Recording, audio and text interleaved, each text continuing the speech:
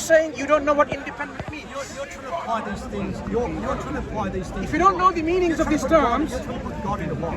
I'm not. No, I'm actually we're trying to put God as He is. So let's open up the box. So let me explain.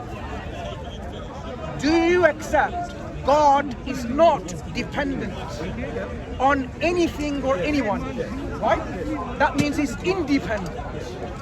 Do you also accept that God is self-sufficient? He doesn't need anyone for Him to be brought into existence. And I'm saying God has to be necessarily. Do you accept that? It's not by choice that He's independent. He's necessarily independent and self-sufficient. Is He by choice or by necessity? But hang on. Suddenly you're saying there's rules. You disagree. No, you disagree with the premises about you're God. applying rules over Do you know God?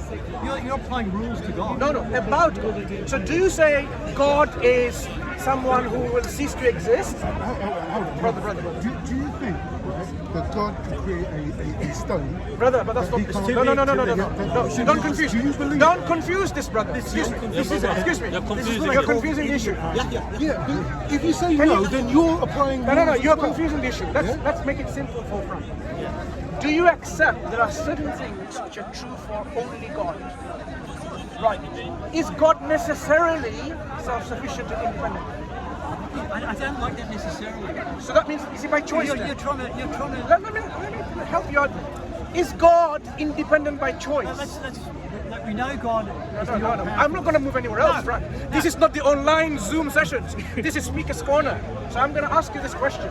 If you're open for it, you have a discussion. Otherwise, ma'as-salama. So because you want to have a discussion, When you say necessarily, you're trying to make your logic apply rules to God. I will explain. And I'm saying I'm not going to do that. But I will explain.